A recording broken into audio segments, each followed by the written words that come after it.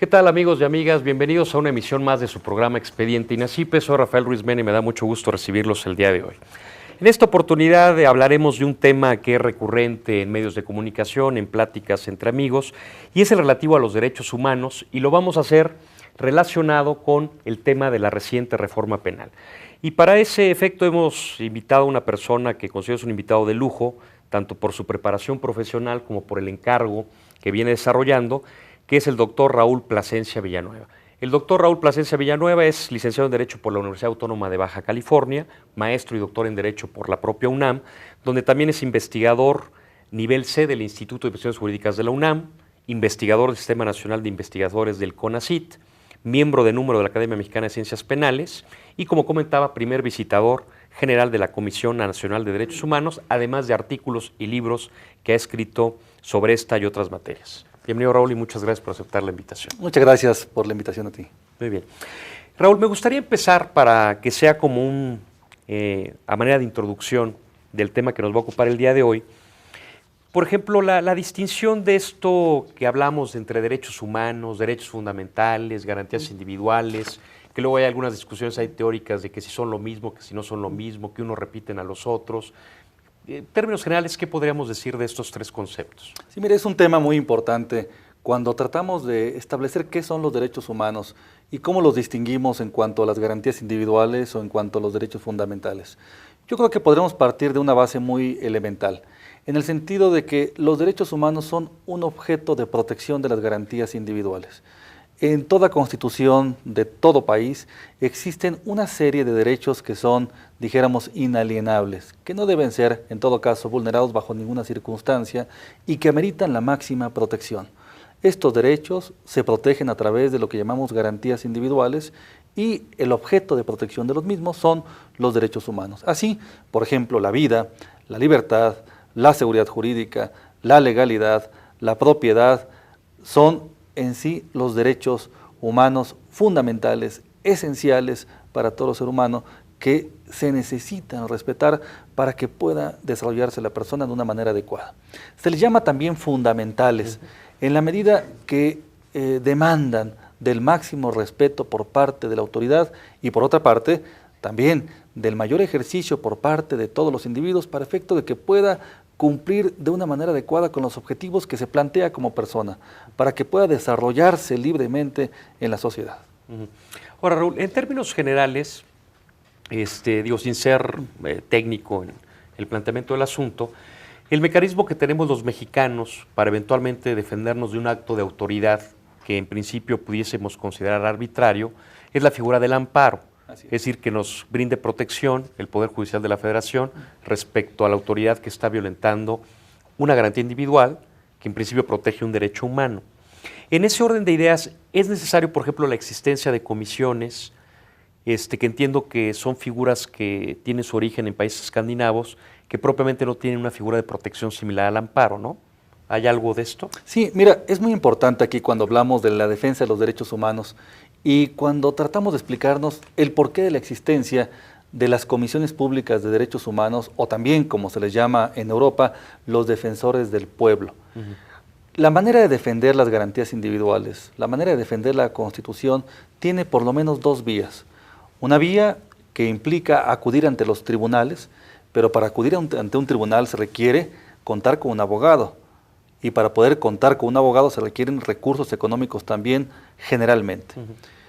Esta sería una manera de defenderse. Que sería propiamente el amparo. Sería el amparo. Que por lo demás en nuestro país es una de las materias más técnicas que existe, ¿no? Paradójicamente, sí, ¿no? Se ha convertido el amparo en los últimos 100 años en un proceso muy técnico, complejo, prácticamente solo accesible para los iniciados, para quien sabe tramitarlo de manera impecable y que puede lograr, en su caso, la protección de la justicia que tal federal. vez debería ser al revés. Debería ser tal vez ser el mecanismo más asequible para que cualquier persona, incluso sin necesidad de un abogado, pudiese solicitar esta protección cuando siente vulnerados sus derechos, ¿no? Sin duda, y así fue diseñado en el siglo XIX el amparo, como un mecanismo muy sencillo, práctico, en el cual pudiese solicitarse inclusive de manera verbal. Está previsto en la ley de amparo que verbalmente pudiera solicitarse y los jueces otorgarlo sin mayor trámite. Pero bueno, ha devenido en toda una serie de complicaciones técnicas que hoy por hoy han propiciado la creación y la consolidación de las llamadas comisiones públicas de derechos humanos, los cuales suelen, en todo caso, vía procedimientos totalmente informales, procurar la defensa de los derechos humanos de las personas. La diferencia sustancial entre promover un amparo o acudir a una comisión pública de derechos humanos sería la siguiente: mientras que en una comisión pública de defensa de los derechos humanos no se requiere abogado, no se requiere una formalidad específica, no hay tecnicismos complejos para poder establecer el planteamiento. Es decir, simplemente en una hoja de papel tú planteas tu asunto y lo haces en una hoja de papel, de manera verbal, por teléfono, a través de un tercero, hoy por hoy aprovechando la tecnología a través del internet, se puede en todo caso interponer la queja. Y entonces sí, la Comisión de Derechos Humanos, la Comisión Nacional de los Derechos Humanos, como defensor del pueblo, asume toda la responsabilidad de investigar, de darle forma al asunto y de llevarlo hasta las últimas consecuencias. En este orden de ideas, la necesidad de que existan en países como el nuestro comisiones públicas de derechos humanos devienen de también la estructura del país y el funcionamiento de las instituciones.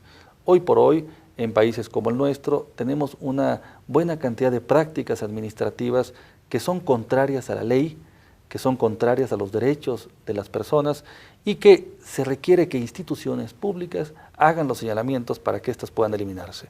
También existen frecuentemente actos de autoridad que lastiman, que violan los derechos humanos de las personas y que por consecuencia hacen necesaria la existencia de un defensor del pueblo, de un ombudsman, de una Comisión Nacional de los Derechos Humanos, para que pueda estar haciendo los señalamientos generales y específicos a fin de que las prácticas administrativas se detengan por parte de las autoridades y por otra parte que también cualquier violación específica en materia de derechos humanos pueda ser remediada.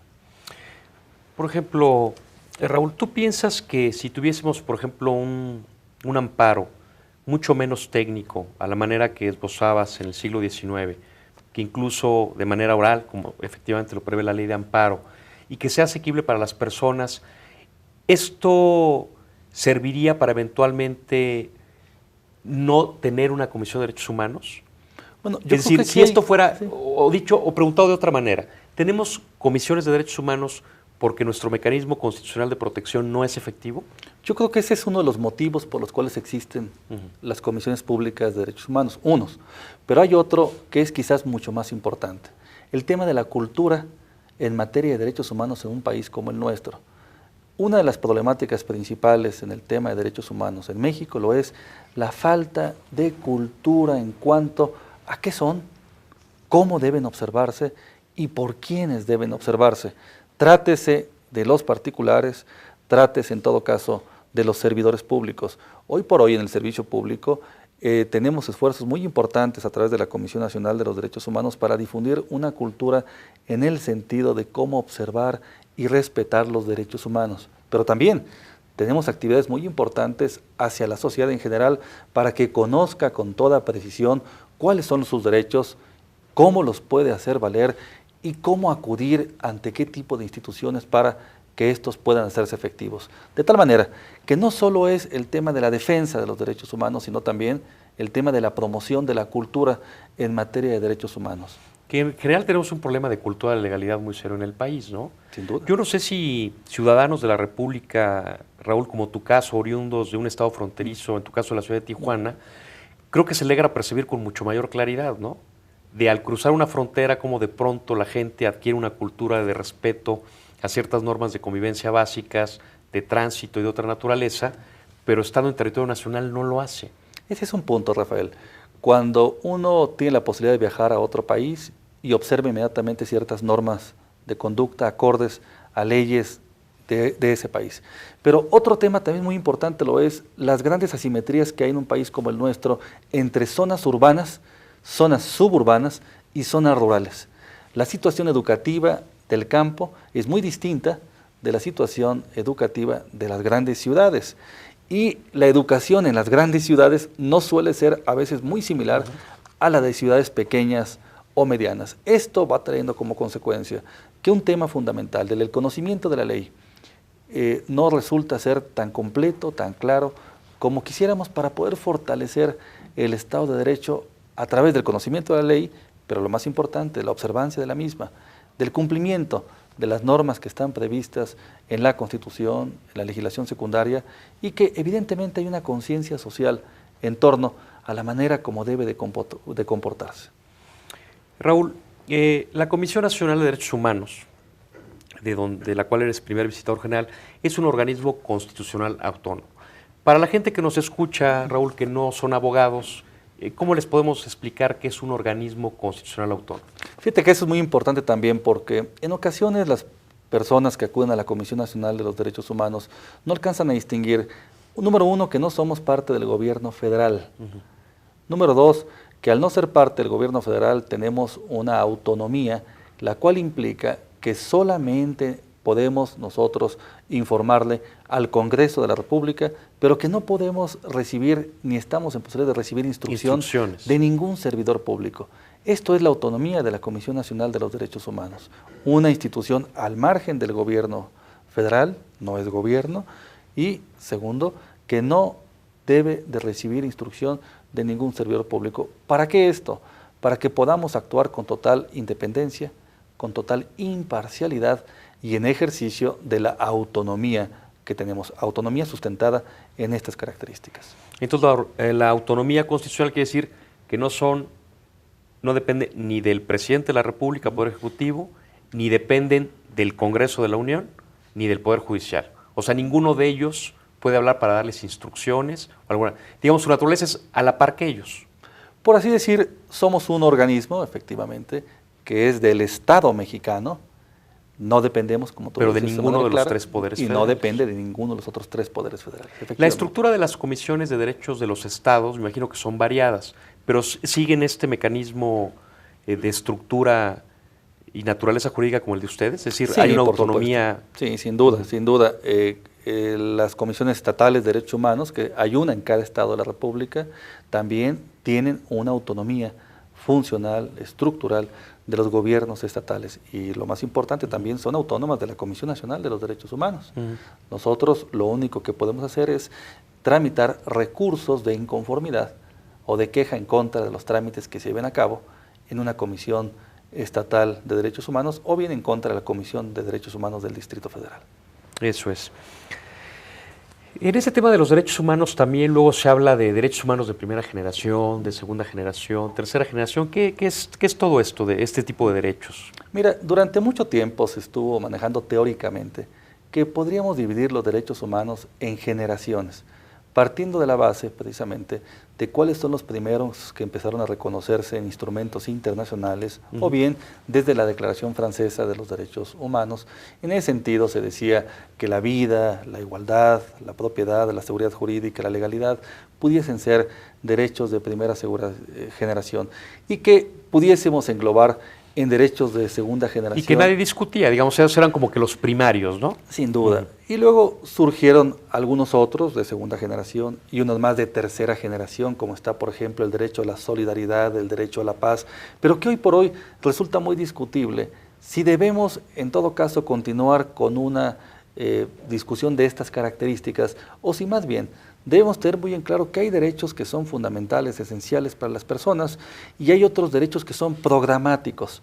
Esto quiere decir derechos que están ahí como el derecho a la vivienda, como el derecho al trabajo, en donde efectivamente toda persona tiene el derecho a una vivienda digna, toda persona tiene derecho a un trabajo que debe ser debidamente remunerado, pero el Estado debe hacer un esfuerzo por que este derecho se haga efectivo sin que pueda ser oponible al Estado la exigencia de demandarlo para que le entregue una casa a una persona o demandar al Estado para que le otorgue Claro, trabajo. eso es importante. Hay una diferencia sustancial, a diferencia de, por ejemplo, cuando... ¿Y estos dices que se llaman derechos programáticos? Derechos programáticos que están básicamente entre los de segunda y tercera generación.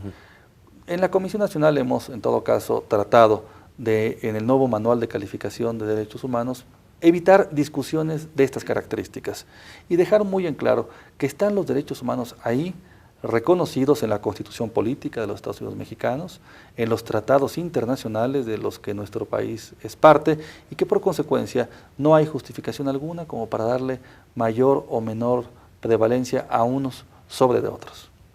Eso es. Otro tema que llama la atención de las comisiones, que luego es materia de debate, Raúl, es las resoluciones, que en términos de derecho, si no estoy mal, se denomina que no son vinculantes. Así es. Eso quiere decir que no son obligatorias, ¿no? Efectivamente. ¿Qué hay respecto a esto? Porque usted, bueno, ¿para qué nos sirve una resolución que eventualmente no es obligatoria para la autoridad a la que va dirigida? Fíjate que este es un tema muy importante por lo siguiente. Todo servidor público en nuestro país protesta al momento de desempeñar un cargo, observar la Constitución y hacer cumplir la Constitución y las leyes que emanan de la misma. En ese orden de ideas, cuando la Comisión Nacional de los Derechos Humanos emite una recomendación o hace un planteamiento a una autoridad federal, estatal o municipal, lo que le está comentando es que se está alejando del respeto de la Constitución, que está violando la Constitución. En ese orden de ideas es la autoridad moral derivada de la figura del ombudsman, es en todo caso la fuerza misma de la Constitución la que debe reconducir el actuar del servicio público. Se ha discutido durante algunos años si es conveniente o no que tengan fuerza obligatoria las recomendaciones de las comisiones públicas de derechos humanos, pero si Pero ahí la mujer ya sería como un órgano jurisdiccional, ¿no? Sí, nos transformaríamos ya en una especie de procuraduría, en una especie de tribunal y desviaríamos el sentido de defensor del pueblo. Y se perdería un poco la esencia. Sí. Pero si te parece con este tema, Raúl, regresamos ahorita en un corte que es muy breve, regresamos.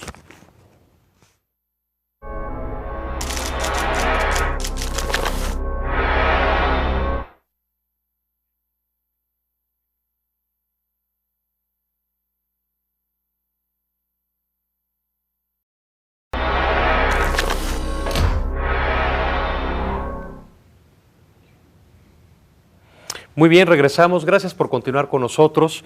Les recuerdo que nos interesan mucho sus opiniones, sus comentarios, sus sugerencias, las cuales las esperamos en expediente.inacipe@inacipe.go.mx o bien llámenos al 54 87 15 00 a las extensiones que ahora aparecen en su pantalla, en donde con gusto recibiremos todo tipo de comunicaciones.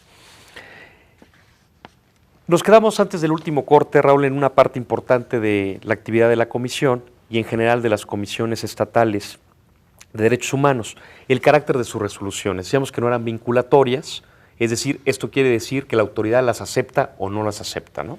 Efectivamente, pero comentábamos que esto tiene un fondo muy importante, porque no solamente buscamos atender el caso particular, sino todos aquellos otros casos que pudieran estar vinculados con el mismo, de tal manera que en las recomendaciones se incluyen planteamientos generales que buscan evitar la reiteración de actos violatorios de derechos humanos, que buscan prevenir evidentemente estos y sobre todo que pretenden reconducir la función de la administración pública hacia una dirección que respete plenamente la Constitución, los tratados internacionales y por ende los derechos humanos. No olvidemos que respetar los derechos humanos es respetar la Constitución.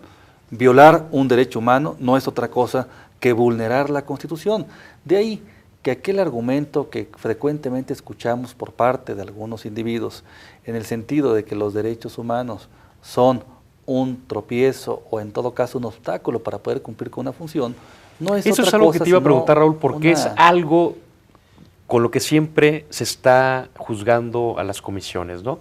Que eventualmente apoyan más a los delincuentes, que eventualmente a las víctimas de delito, todo esto. ¿Cómo resolvemos? Mira, bueno, no cómo resolvemos, ¿cuál es la respuesta a esta? Yo creo que habría que dejar muy en claro que hay una gran falacia en estas declaraciones. Los derechos humanos obstaculizan el buen desempeño institucional. No, más bien hay que decir, los derechos humanos son parte de la Constitución y todo servidor público está obligado a observar la Constitución y a respetar su contenido, en el cual también están el tema de los derechos humanos protegidos a través de garantías individuales. En ese orden de ideas sería un primer principio. En segundo lugar, la Comisión Nacional de Derechos Humanos no es un defensor de causas particulares, esto es, no es un defensor penal, no llevamos la defensa penal de un individuo. Lo que sí hacemos es dejar muy en claro si la autoridad al momento de actuar respetó su marco jurídico o bien si se excedió o omitió llevar a cabo una función particular. Y ya en tribunales sí hay un debido proceso legal. Así es, en los tribunales hay defensores particulares, defensores penales, y ahí están los defensores específicos. El defensor del pueblo lo que hace es tratar de dejar muy en claro, por ejemplo, si a la víctima de un delito le están haciendo efectivos los derechos que tiene previstos en la Constitución, sus derechos humanos, el derecho a recibir atención médica de urgencia, el derecho a que se le repare el daño, el derecho en todo caso a que se le proporcione información de todo lo que está pasando en el proceso, el derecho en todo caso a que se le haga justicia. Eso es lo que la Comisión Nacional de los Derechos Humanos trata de hacer en términos concretos. Y normalmente quien solicita apoyo cuando considera que se vulneran sus derechos es a quien se imputa una conducta delictiva. Bueno, fíjate que este es otro de los temas importantes. El 90% de las quejas que tramita la Comisión Nacional de los Derechos Humanos tienen que ver con aspectos administrativos, negativa de prestación de servicios médicos de salud, prestación de servicios públicos de manera inadecuada, deficiente o bien contraria a lo que plantea la Constitución, y solo el 10% está incluido en el tema penal. Okay. Y de este 10% de las quejas que llevamos en materia penal, un buen porcentaje tiene que ver con las víctimas que no están siendo atendidas debidamente por la denuncia que presentaron y que no camina. Porque ya la denuncia fue consignada, o más bien la averiguación previa consignada ante un juez, y el juez, en todo caso, dejó en libertad al responsable de un delito, no obstante que había elementos para poder, en todo caso, dictarle hasta una sentencia eventualmente. Estos son, dijéramos, una proporción de asuntos que nos llegan, y los menos, los de aquellos sujetos que, siendo responsables de la comisión de un delito, pretenden acudir a la Comisión Nacional de los Derechos Humanos. Parece que ha habido ciertas violaciones. Así es. Entonces, en el universo representa un porcentaje menor Mínimo, al 5%, mínimo, el de los presuntos o a quien se imputa un delito. Tal vez esta percepción sea porque son los casos que eventualmente toman los medios de comunicación, ¿no? Son los casos que eventualmente un sujeto al que le imputan un delito grave alega que le han violado garantías y a lo mejor acude a las comisiones y se queda la gente con la impresión de que la comisión a lo mejor está arropando. Efectivamente. Mira, por ejemplo, acabamos de emitir una recomendación muy importante sobre las personas que dentro de las Fuerzas Armadas son dadas de baja solo por resultar cero positivos ante una prueba de VIH. Es un asunto que realmente agravia a la condición humana, porque no hay justificación alguna para que, sobre la base del argumento de una condición de salud, se considere como inútil para trabajar en alguna actividad a un ser humano. Esta recomendación está ahí, pero no ha tenido en los medios de comunicación el eco que tendría, por ejemplo, un asunto en donde alguna persona involucrada en la comisión de un delito grave acude a pedir el apoyo a una comisión pública de derechos humanos. Evidentemente la opinión pública en ocasiones voltea de una manera mucho más atenta a este último tipo de asuntos que a otros que pudieran tener implicaciones mucho más graves. Mira, lo están apoyando, ¿no? Por ejemplo. Cuando en realidad lo que a lo mejor la comisión está diciendo en un supuesto como el que mencionas es a lo mejor señalando que hubo una posible violación de un derecho en la integración de una averiguación, por ejemplo, ¿no? Efectivamente, por ello la importancia de conocer las instituciones, de saber la manera como operan, de en todo caso conocer en qué materias podemos intervenir y sobre todo que a partir de esta problemática, la difusión de la cultura en materia de derechos humanos, la sociedad conozca que hay, por ejemplo, información muy importante en la página web de la Comisión Nacional de los Derechos Humanos, donde puede consultar cuál es el trabajo que se hace y descubrir cómo una mínima parte tiene que ver con asuntos penales y una gran parte tiene que ver con otros asuntos que están vinculados con la vida cotidiana de toda la sociedad mexicana. Claro. Hablando de esto, Raúl, de conociendo a las instituciones, ¿qué es materia y qué no es materia de una comisión como la Nacional de Derechos Humanos? La competencia de la Comisión Nacional de los Derechos Humanos es todo aquel acto administrativo atribuible a un servidor público federal o bien cuando estén involucrados servidores públicos de dos entidades federativas distintas, con excepción de los actos que son atribuibles al Poder Judicial de la Federación, los actos laborales y los actos electorales. Fuera de ello, todo lo demás es competencia de la Comisión Nacional de los Derechos Humanos. Pero en términos del público que nos escucha, actos de autoridad. Actos de autoridad. Si estamos hablando de una entidad privada, no ha cabida a la queja ante la Comisión Nacional de Derechos Humanos. Eso ya sería un pleito en términos de tribunales, ¿no? Salvo que estemos en el supuesto de que haya un servidor público que esté dando su anuencia o esté tolerando que particulares lleven a cabo conductas contrarias al marco jurídico, en donde pudiera ser el supuesto. Así, por ejemplo, un servidor público incumple con su deber de supervisar ciertas labores que se llevan a cabo en la vía pública. Y al incumplirlo, no solamente hace eso, sino que tolera, por ejemplo, que haya una actividad contraria a la ley. Claro. Penalmente, veamos un caso concreto. El asunto de los famosos madrinas, auxiliares de policías. Que no son servidores públicos. Que no son servidores públicos, pero que son tolerados en ocasiones por parte de un servidor público que los tiene bajo su mando y conducción. Van estos particulares, detienen a una persona, la torturan, en todo caso someten a tratos degradantes. No son servidores públicos ellos, pero quien los ha tolerado, quien los ha inducido a llevar a cabo eso, sí fue un servidor público. Casos de esos tenemos y frecuentemente. Okay. Y no solamente en materia penal, sino también en materia de servicios públicos. O sea, es un acto materialmente realizado por un particular, pero Así con es. La anuencia o la tolerancia de un servidor público. En ese sentido, Raúl, ¿hay actuaciones de oficio por parte de la comisión o siempre actúa la comisión cuando alguien se lo solicita? Es muy importante también este tema porque, mira, gran parte de las quejas que se tramitan en la Comisión Nacional de los Derechos Humanos son a partir de acciones de oficio. Esto es, estamos muy pendientes de qué está sucediendo en la sociedad, de tal manera que ante hechos que son graves, no esperamos a que la sociedad acuda a presentar su queja, sino que actuamos de oficio. Un ejemplo en particular, los hechos de violencia suscitados el día 15 de septiembre en la ciudad de Morelia, Michoacán. ¿De las granadas? De las granadas, en donde hubo varios muertos y más de un centenar de heridos. Víctimas que estaban en todo caso en la condición de recibir una atención médica, psicológica y jurídica de urgencia, dada la situación que estaban presentando. Actuamos de inmediato. Enviamos a 20 servidores públicos de la Comisión Nacional con vehículos para que atendieran a estas personas y pudiéramos darle el cauce porque legalmente hubiera petición de parte, sin de oficio. Que existiese, así es, sin que existiese inicialmente una petición de parte, aun cuando ya estando ahí, todas las personas que entrevistamos inmediatamente solicitaban el apoyo nuestro. Y por ejemplo, el apoyo de ustedes en un caso como este, para ejemplificar, Raúl, por ejemplo, ¿en qué consiste? Fíjate que fue muy interesante porque, número uno, la idea era garantizar que a las víctimas de este atentado se les dieran los servicios médicos necesarios, no solamente de urgencia inmediatos, sino también los mediatos. Algunas de las víctimas perdieron a algunos de sus miembros, algunos requieren en todo caso terapias de por vida, otros durante algunos años.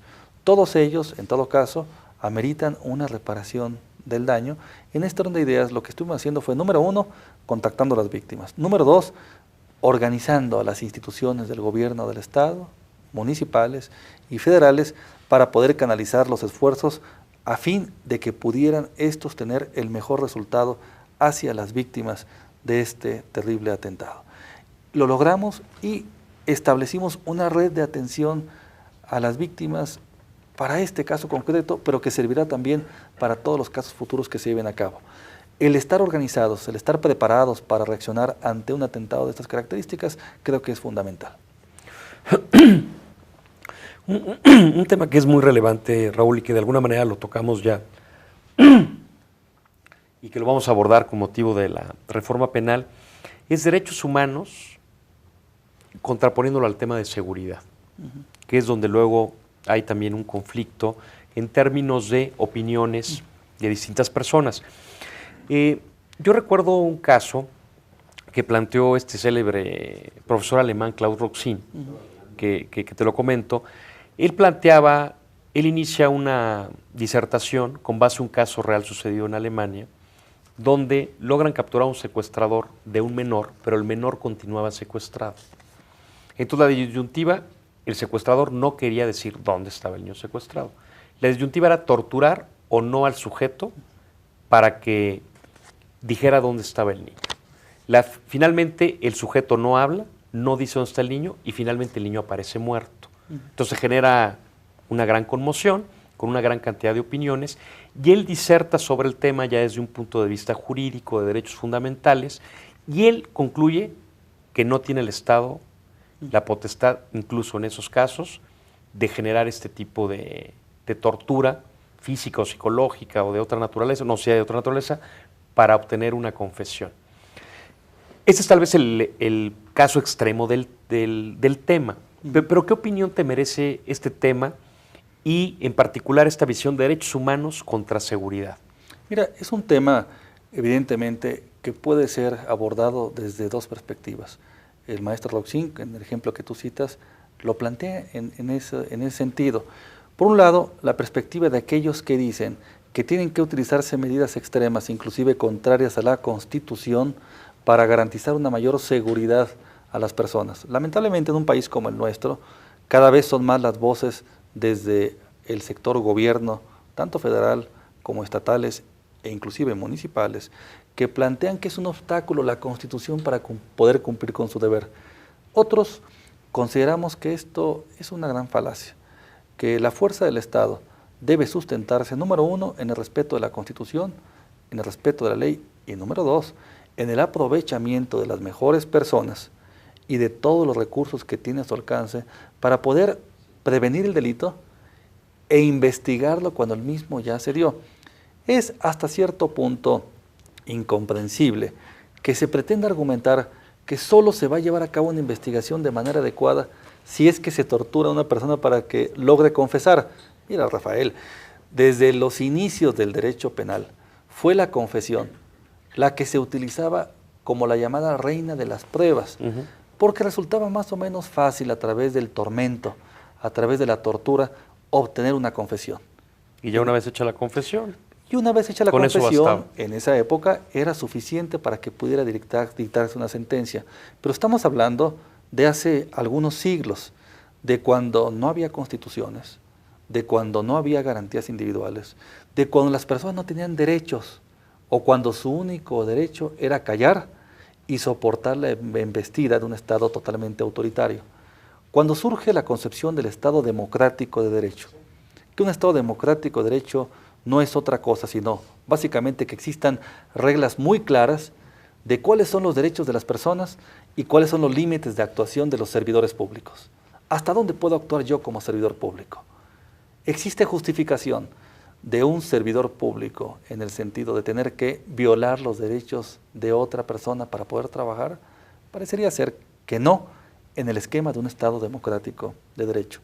Existe justificación en el sentido de que debemos eliminar garantías, eliminar derechos a un sector de la población, trátese de quien se trate, para poder lograr una mayor seguridad pública.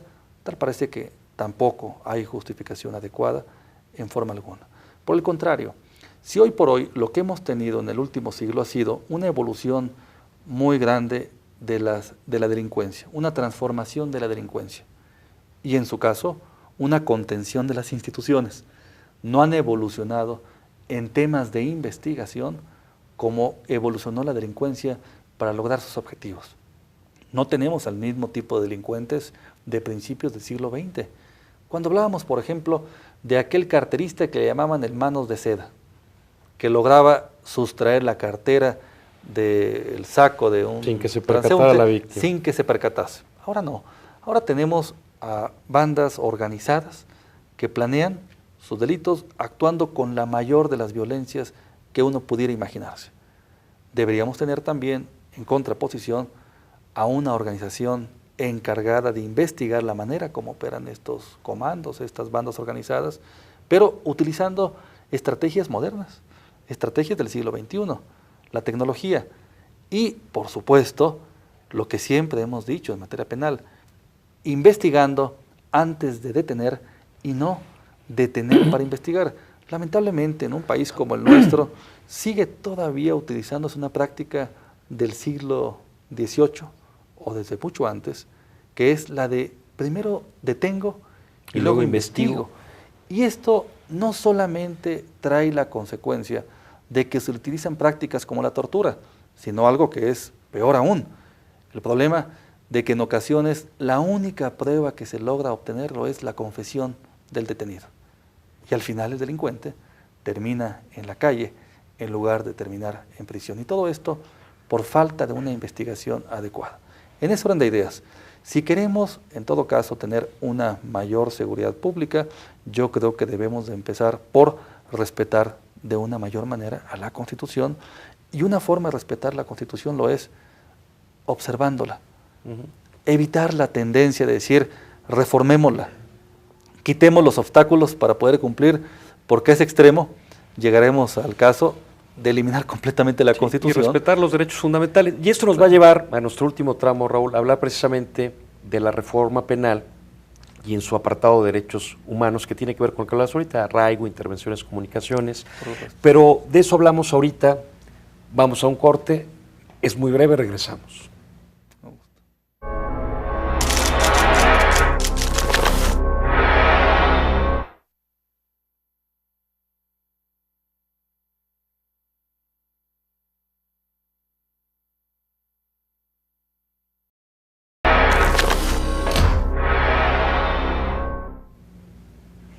Muy bien, regresamos. Gracias por continuar con nosotros.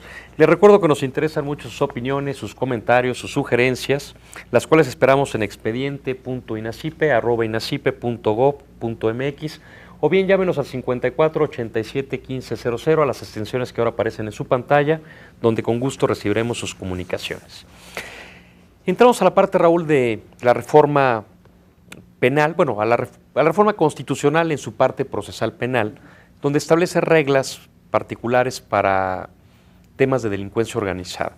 Uno de los temas controvertidos sobre los cuales las comisiones de derechos humanos, las personas que se dedican al estudio de este tema, han sido especialmente críticos, es el del arraigo.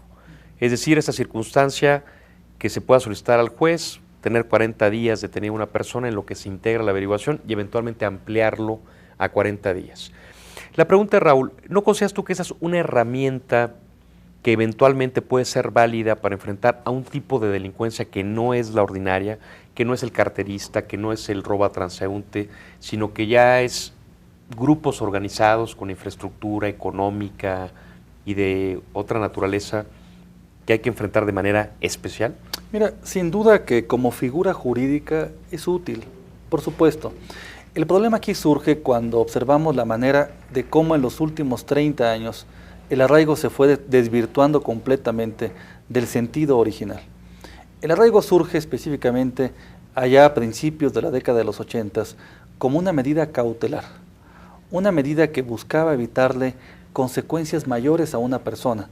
Pero veamos un poco qué pasaba en 1982. O sea, digamos, era un poco más en beneficio del inculpado. Sin duda. ¿Qué pasaba en 1983 cuando el arraigo se empieza a discutir? El Ministerio Público no tenía facultades para detener y retener a una persona, pero era muy claro que las investigaciones del Ministerio Público en ocasiones lo orientaban a tener indicios respecto de que alguna persona estaba involucrada en la comisión de un delito, pero los indicios no eran suficientes como para obtener una orden de aprehensión. Por ello, se diseñó como una medida cautelar, medida precautoria, el arraigo, pero domiciliario, que no tuviera muchas molestias la persona, porque lo mismo había evidencias para suponer que pudiera ser responsable de la comisión de un delito que inocente de todo delito. Y la intención es que no se evada de la acción de la justicia. Que no se evadiera de la acción de la justicia para que se mantuviese la materia de la investigación. Pero 2 décadas después, y un poquito más, se da una reforma que pervierte y desvirtúa completamente el sentido del arraigo. De ser una medida cautelar, se ha transformado en una medida represiva propiamente. De ser una medida en donde la investigación debiese ser, en todo caso, un principio y un acto previo al arraigo, ahora se ha traducido prácticamente el arraigo en la medida misma inicial de la actuación de la autoridad. ¿Esto qué ha traído como consecuencia? Pues que evidentemente hemos ido pervirtiendo la medida cautelar en una medida propiamente carcelaria.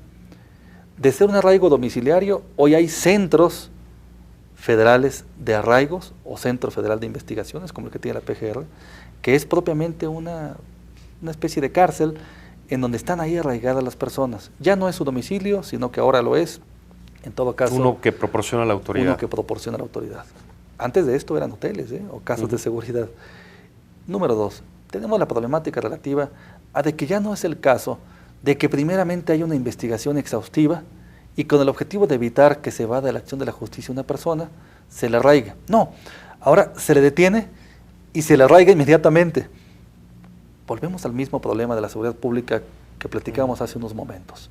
Si no hay una investigación depurada, si las instituciones encargadas de investigar los delitos no utilizan a los mejores hombres, no hacen el mayor esfuerzo para que el acopio de indicios respecto de la comisión de un delito permita ir estructurando averiguaciones previas, para que llegado el momento se pueda identificar quiénes serían los responsables y entonces sí, tomar alguna medida para que no se vadan de la acción de la justicia, va a seguir sucediendo lo que hasta ahora. Una gran proporción de las personas que son sometidas a un arraigo son posteriormente dejadas en libertad por falta de elementos para procesarlos. ¿Qué trae como consecuencia esto? Que evidentemente el derecho más preciado del ser humano, que puede ser limitado en este país legalmente, la libertad personal, resulte fácilmente vulnerable durante un periodo, ahora a partir de la reforma, de hasta 80 días tratándose de delincuencia organizada. Entonces entiendo, Raúl, que más que la crítica a la existencia de la herramienta misma, es al hecho de que eventualmente se utiliza para detener y a partir de ahí arraigar y empezar la investigación. Efectivamente, si en el siglo XVII y XVIII teníamos a la tortura como reina de las pruebas y la práctica de detener para investigar, ahora estamos empezando a utilizar el arraigo como un mecanismo para detener, mantener arraigada a la persona y en ese inter llevar a cabo una investigación, situación que parece ser un contrasentido, porque si evaluamos la eficiencia que está teniendo la institución, podremos percatarnos que al final no resulta ser que el mayor de los porcentajes de las personas arraigadas terminen consignadas o en su defecto sentenciadas. O sea, el mayor porcentaje queda libre. Queda libre o bien absuelto completamente de delito alguno. Temas, Raúl, como el de las intervenciones de comunicaciones telefónicas, que aunque ya estaba previsto, se entiende que también la correspondencia podría ser intervenida si así se considerara. ¿Cuál es tu opinión de estos temas a la vista de ser un derecho fundamental, el derecho a la privacidad y a la correspondencia? Mira, Rafael, el tema del derecho a la libertad personal con el arraigo, el tema del derecho a la vida privada o a la intimidad con la intervención de comunicaciones, el tema del derecho a la propiedad con la extinción de dominio, creo que son aspectos que en las últimas reformas se han ido adelgazando a nivel de garantías y se han ido adelgazando de manera muy peligrosa, sobre la base de una apuesta en donde los responsables de la seguridad pública nos dicen, si disminuimos las garantías de todos los mexicanos en su libertad personal, en su vida privada e intimidad tratándose de intervención de comunicaciones o en su propiedad tratándose de extinción de dominio, será más fácil que la autoridad pueda actuar. Nos parece que es muy peligrosa esta afirmación. Ahora, también aquí es el choque entre el interés público y el interés privado, ¿no? ¿Cuál debe prevalecer? Una disminución de tu derecho fundamental, derechos privados, bueno, derechos fundamentales, en aras de un interés público. Sí, pero veámoslo aquí en cuanto a eficiencia institucional y eficacia legal. El tema de la intervención de comunicaciones privadas fue motivo de una reforma a la Constitución el 3 de julio de 1996. En aquella época se nos dijo que a propósito de que las autoridades encargadas de investigar los delitos pudiesen intervenir una comunicación privada, esto facilitaría investigaciones como el caso del secuestro, como el caso de la delincuencia organizada, como el caso de la extorsión. Han transcurrido 12 años y hubiera sido muy importante que en esta reforma a la Constitución publicada el 18 de junio del año en curso, se hubiera dado cuenta puntual del beneficio a la sociedad mexicana, del interés público, del interés que existe por otorgar mayores herramientas. No hemos sabido, no ha habido una rendición de cuentas adecuada. Sí, o sea, no ha habido una medición adecuada de qué tan útil ha sido o no desde 12 años para acá. En 12 años. La intervención. En 12 años. Creo que para tomar medidas que reformen la Constitución, para que en todo caso se adelgacen las garantías individuales, pues lo menos que podemos esperar todos los mexicanos, es que nos digan, en los últimos 12 años hemos tenido todas estas, en todo caso, intervenciones, y el éxito lo hemos logrado sobre esta base, o el fracaso ha sido en tales términos. Hasta hoy. ¿Tú tienes noticias al respecto de si esto ha funcionado o no? Pues, digo, no tendrías por qué tenerlas, pero... No las tenemos ni institucionalmente, ni las hemos escuchado en los medios de comunicación, y tal parece que a pesar de estar ahí desde el año de 1996, no ha sido utilizada de una manera adecuada. Y esto trae como consecuencia que evidentemente, en lugar de tener mejores investigaciones en la lucha de fenómenos tales como delincuencia organizada, hoy por hoy tengamos un fenómeno mucho más violento. Ahora, cabe hacer mención, por ejemplo, para que el aparato investigador, el Ministerio Público, sea federal o local, pueda eventualmente intervenir en una comunicación, es con autorización del juez. Sí, claro, por así? supuesto, sí, sin duda. Así fue la reforma desde 1996, que fuera solamente, en todo caso, con autorización del juez. La reforma del año 2008, ¿en qué sentido va? Ya no se va a requerir para poder aportar como medio de prueba la intervención de comunicaciones que haya autorización de un juez. Bastará que una de las partes, motivo de la comunicación, que para que haya comunicación de que tiene que haber emisor y receptor, pero dice la reforma constitucional, bastará que una de ellas la aporte. Evidentemente esto nos coloca a todos en una condición muy delicada, porque debemos de estar muy ciertos de que cualquiera puede aprovechar nuestra... De que probablemente en cualquier comunicación que tengamos, esta esté siendo grabada.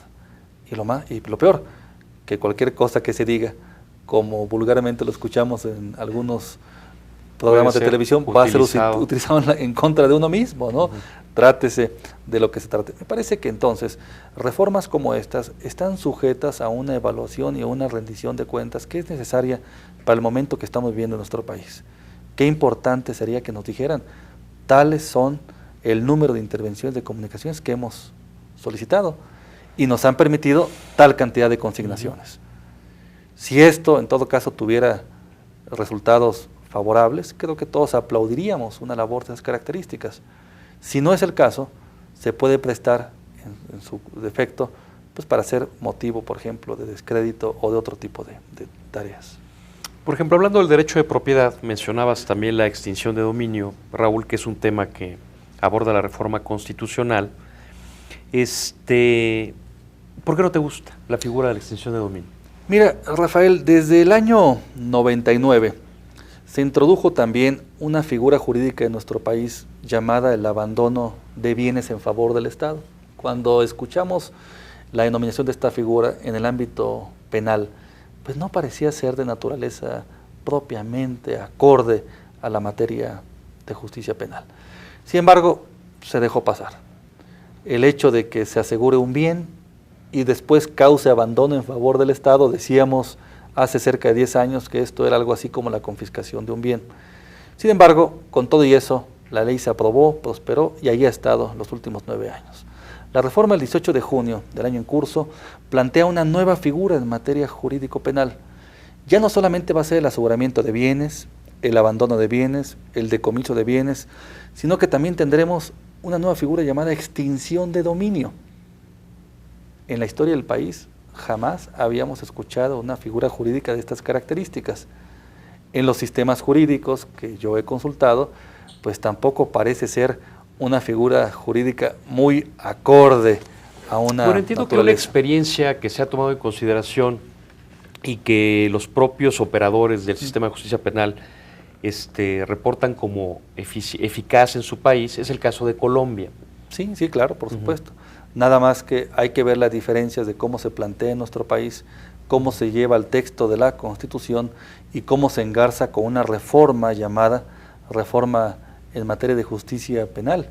La diferencia que se dio en el en el país de Colombia, allá en la década de los 90, tenía que ver con el asunto del secuestro, que ha ido incrementándose de manera sustancial y que se tomó una medida desesperada por el Estado colombiano que tampoco le dio el mejor resultado, porque ni se acabó el secuestro, ni se acabaron los pagos. Lo que sí fue que se logró victimizar en buena medida a las personas que interviniesen en una operación de secuestro, extinguiéndoles el dominio o bien asegurándoles sus cuentas bancarias para que no pagaran el secuestro. Ahora, porque entiendo que la razón de ser de esta figura Digo, porque en este mismo programa, Raúl, hemos platicado el tema con especialistas en ese tema en particular. Dicen, es pegarle a la delincuencia organizada donde eventualmente le duele, que es en términos de recursos económicos, para impedir que sigan operando. Dice, porque en muchas ocasiones, incluso recluidos, no se puede impedir que eventualmente sigan operando con esos recursos el negocio ilícito en el que se encuentran. Yo estaría completamente de acuerdo con eso, Rafael. Nada más que la reforma por sí misma no opera, sino que regresemos también a 1996 y a las reformas en materia de lavado de dinero de aquella época. Desde entonces se reorientó el sentido de la justicia penal y se planteó toda una reforma en materia de lavado de dinero. Hoy por hoy es un delito. Hay una, en todo caso, área específica encargada tanto en Hacienda y Crédito Público como, en todo caso, en la Procuraduría General de la República, encargada de investigar el lavado de dinero. Lo que no tenemos tampoco de manera muy bien clara es las investigaciones, grandes investigaciones, macro investigaciones que han llevado a cabo para ello. El suponer que con la figura de extinción de dominio, en donde ya no solamente voy a detener para investigar, sino que aseguro el bien, lo extingo en cuanto a su propiedad, y entonces sí, le revierto la carga de la prueba al propietario para que demuestre si legítimamente lo obtuvo o bien si lo obtuvo ilícitamente. Creo que ahí es donde nos vamos perdiendo el sentido de las cosas. Porque hay que ser muy cuidadosos ahí con los derechos de terceros de buena fe, ¿no? Por supuesto. Pongamos un ejemplo, Rafael. Una persona alquila un inmueble. En términos de la reforma constitucional, está obligado a investigar cuáles son los antecedentes de su inquilino, cuáles son los negocios que tiene, si está dedicado a una actividad lícita o ilícita. Esto es, debe de convertirse en una especie de policía, de investigador. ¿Eso lo dice la Constitución? No. ¿O podemos presumir que eso tendría que hacer la persona? No, la Constitución lo que dice... No bastaría que yo probara, por ejemplo, como arrendador, es decir, como el que alquilo, que soy lícito propietario de ese inmueble con base a mi circunstancia económica. Por supuesto, sí, a eso me refiero. El bien va a ser asegurado y podría estar supeditado a una extinción de dominio, salvo que el propietario logre demostrar que lo tiene lícitamente. Que lo tiene lícitamente. ¿Cómo se logra demostrar que lo compró lícitamente? Debería de tener sus declaraciones de Hacienda un historial en orden económico para decir, estos son los ingresos que he tenido y que he reportado ante Hacienda los últimos años, este es el valor del inmueble, de aquí lo compré. Si no lograra demostrar ello, entonces perdería su inmueble. Que estaría en riesgo de eso. Bueno, porque creo que esa iniciativa ahora mismo está en el Congreso y digo, ahora que lo mencionas, digo, creo que hay que ser muy cuidadosos, particularmente respecto de cuidar los derechos de terceros de buena fe que eventualmente puedan participar incidentalmente en la celebración de un acto jurídico con delincuencia organizada, ¿no? Y sobre todo esto de cómo se establece una carga para todas las personas, ¿no?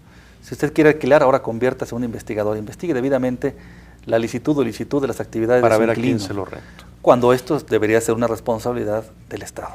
Bueno, pues ya veremos cómo queda legislado, para ver qué tan eficaz llega a ser la figura o no. Ahora, por lo pronto, Raúl, se nos ha agotado el tiempo. Yo quiero agradecerte mucho el que hayas aceptado venir al programa a platicar con nosotros de una panorámica de lo que son los derechos humanos, de lo que es la comisión y lo que es un poco los derechos humanos con la reforma procesal penal. Bueno, Raúl Plasencia Villanueva, primer visitador general de la Comisión Nacional de Derechos Humanos, gracias. Muchas gracias a ti. Y gracias a ustedes por su atención. Nos vemos acá el próximo lunes en punto de las 7 de la noche. Gracias.